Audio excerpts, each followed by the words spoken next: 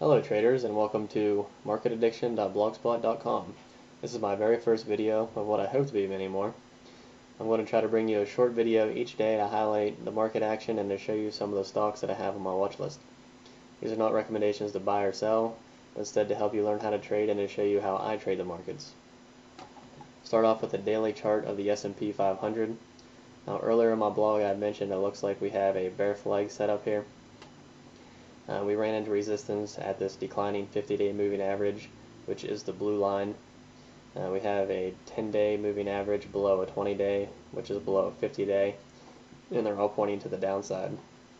So the long-term trend in this market is still definitely down, and I would expect to eventually see a retest of last year's lows. We zoom in to a 60-minute chart, and if we draw a Fibonacci retracement from the first of the year when the sell-off started, you can see that we came up just past the 50% retracement level, hit some resistance there, and then got a pretty big sell-off. If we zoom into the 10-minute chart, you can see we had a series of lower highs and lower lows. This yellow line is the 5-day moving average, which is declining.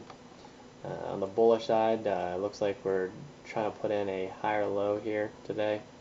That would be confirmed with a break above this level. If we do get a further push to the upside, I would expect this declining 5-day moving average to act as the first level of resistance. To take a look at some of the individual stocks on my watch list, the first one here is CZZ, which is a call on the long side, just in case this market does decide to rally. The 50-day moving average is starting to turn up on it. It did act as support, which put in a higher low. Looking at the 60-minute chart, it looks like we're trying to put in a higher low here. The 5-day moving average is pointing up.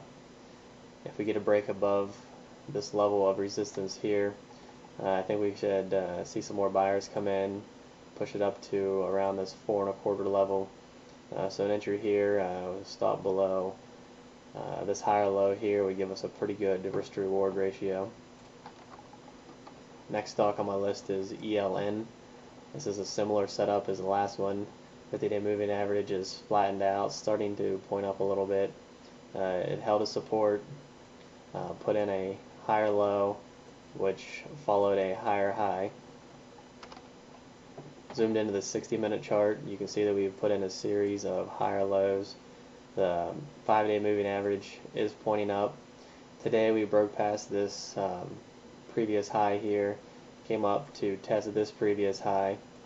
I think if we can get a push on up above this level, we should see a move up to the 910 area, or even on the daily chart, maybe a push up to this high here, which would be right around the $10 level. Next stock on my list is PRE. This is called the short side. At the end of last year, we had a series of higher lows that was broken.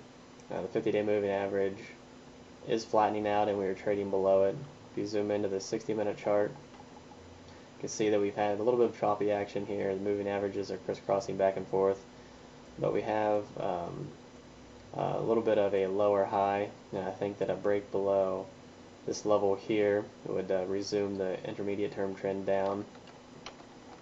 Looking back at the daily chart again to get a profit target, I think we could see a move back down to this level around the $58 level, $57, $58 level.